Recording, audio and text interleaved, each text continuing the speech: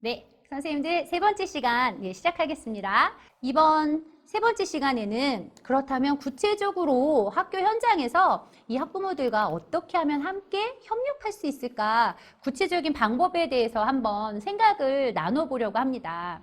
자, 총회 당일이 되었습니다. 총회 당일날은 반복해서 말씀드리지만 교실을 매우 꼼꼼하게 살펴주셔야 됩니다. 아이 이름이 부정적인 이유로 칠판에 적혀 있지는 않은지, 사물함과 서랍은 잘 정돈되어 있는지, 또 학습과제 점검표라든지 성적 일람표 등 개인의 정보를 담고 있는 문서가 돌아다니고 있지는 않은지 등등등을 잘 살펴주셔야 됩니다. 이것도 실제 사례인데요. 교사의 비언어적인 메시지도 동시에 전달될 수 있기 때문에 주의하셔야 되는데, 총회날 이거는 사례예요. 어떤 담임 선생님이 문을 열고 들어오시는데 이렇게 그냥 더벅더벅 걸어오시는 게 아니라 고개를 숙이고 네, 안녕하세요. 네다섯 번을 이렇게 하고 오더니 앞에 정면에 서서도 이렇게 반갑습니다. 이렇게 인사를 하시는 게 아니라 네, 안녕하세요. 이렇게 자신감이 없이 인사를 하더라는 거죠. 자, 그 교실에서는 1년 내내 무슨 일이 일어났을까요, 선생님들? 엄청난 학부모 민원에 1년 내내 시달렸습니다. 왜였을까요? 총회 날 담임 선생님이 너무 약해 보였던 거예요. 자신 없어 보이고. 그러니까 학부모들의 간섭과 참견, 불신이 사실은 1년 동안 유지가 됐던 사례가 있습니다. 네. 이미지 갖고 들어오셔야 합니다. 또 중학교의 어떤 여선생님은 총회 날 좀 늦게 들어오셨어요. 엄마들이 먼저 다 모여 있었는데 5분 정도 늦게 들어오시면서 들어오시는데 부모님들이랑 눈도 안 마주치고 서류를 이렇게 넘겨보고 들어오시더니 늦었다고 사과의 말씀 한마디 없이 네, 총회 시작하겠습니다. 이렇게 했다는 거죠. 그러니까 엄마들이 무슨 생각을 했을까요? 차가우시다. 늦었는데 사과도 안 하신다. 되게 바쁘구나. 우리 아이 알뜰살뜰 돌보기에는 저분은 힘드시겠다라는 이미지를 받았다는 거죠. 자, 비언어적인 의사소통, 비언어적인 메시지가 있을 수 있습니다. 그리고 총회가 끝났습니다. 자, 그러면 총회에 못 오신 분들을 위해서 총회 자료를 좀 꼼꼼하게 챙겨드리는 것이 좋고요. 또 조금 더 친절하다면 총회에 와주신 것에 대한 감사의 인사를 나누는 것도 방법이 되겠습니다. 학부모 총회 때 맨날 이제 똑같잖아요. 뭐 총회가 똑같거든요, 사실. 뭐 학교 교육과정 나눠주고, 학급 교육과정 나눠주고, 안녕히 가세요. 뭐 임원 뽑고, 뭐 보통 일사천리로 그렇게 되는데 조금 독특한 학부모 총회를 한 사례가 있어서요.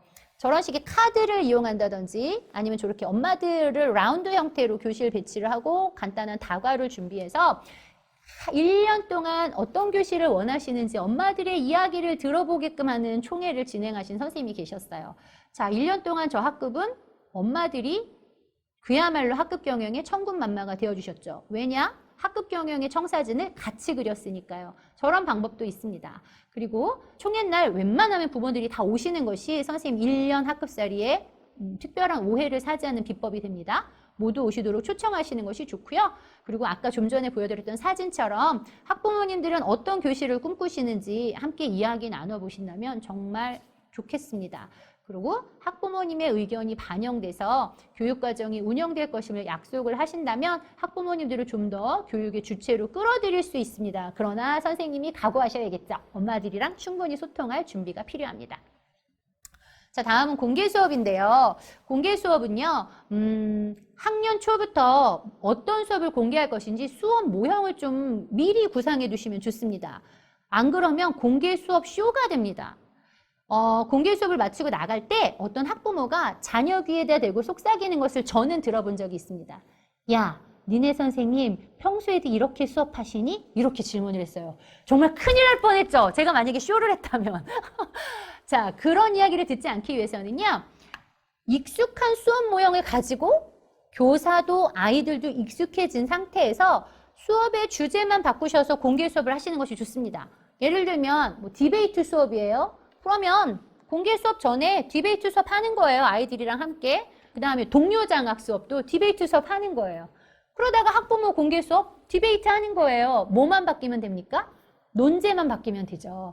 아이들은 매우 능숙하고 교사도 능숙하고 동료 장학을 통해서 한번 피드백을 받았기 때문에 좀 더 준비된 수업으로 학부모 공개 수업을 할 수가 있는 것이죠.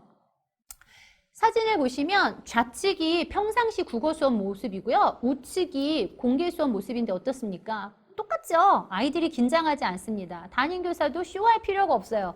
일상의 수업이지만 매우 유연한 수업을 공개할 수 있습니다. 그리고 수업에 오시는 학부모님들에게 하루 전날 수업 지도안이나 수업 관찰 포인트를 보내주시면 좋습니다. 내일 수업은 이런 수업이 될 텐데요. 오셔서 요거를 중점적으로 봐주십시오. 자녀가 친구들하고 상호작용을 활발하게 하고 있는지 척도를 만들어주시는, 설문지를 만들어주시는 거예요. 자녀가 교사와 눈을 잘 마주치는지, 집중 시간은 몇 분 정도 되는지 질문거리를 10가지 정도 미리 보내주시면 어떤 점이 좋냐면요.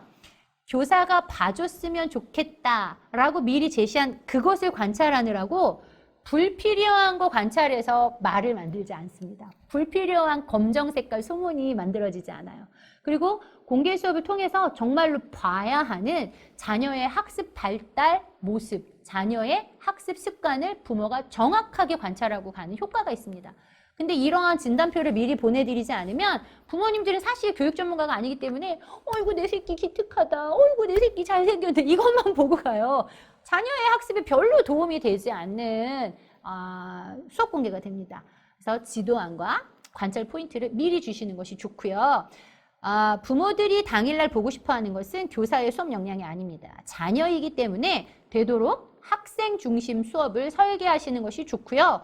그럼에도 불구하고 40분, 50분 부모가 뒤에서 이렇게 수업에 관찰자로만 있는 것은 지루하므로 가능하면 학부모도 수업에 참여하실 수 있는 순서를 다만 몇 분이라도 넣어주신다면 공개 수업의 분위기가 훨씬 부드럽겠죠. 그리고 수업이 끝난 후에 돌아가시는 뒤도 좋으실 수 있도록 뭐 이렇게 간단한 이젤에다가 뭐 보드판 하나 깔아 놓으시고요. 자, 수업을 보시고 자녀에게 칭찬 한마디씩만 남겨주시면 어떨까요? 수업 후에도 아주 훈훈한 교실 분위기가 됩니다. 그리고 수업 관찰표 뒷면에다가는요, 담임교사 수업이 어땠는지를 좀 피드백을 받는 공간을 넣어주시는 것이 즉석에서 생동감 있는 수업 피드백을 받기에 좋고요.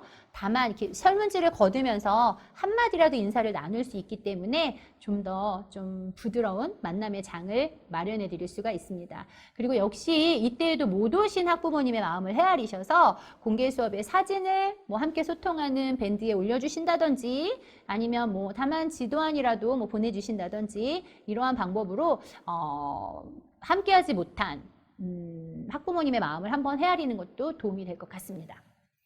자, 이 시간을 통하여서는요, 대표적인 학부모와의 소통의 방법 중에서 사례 위주로 들려드렸습니다.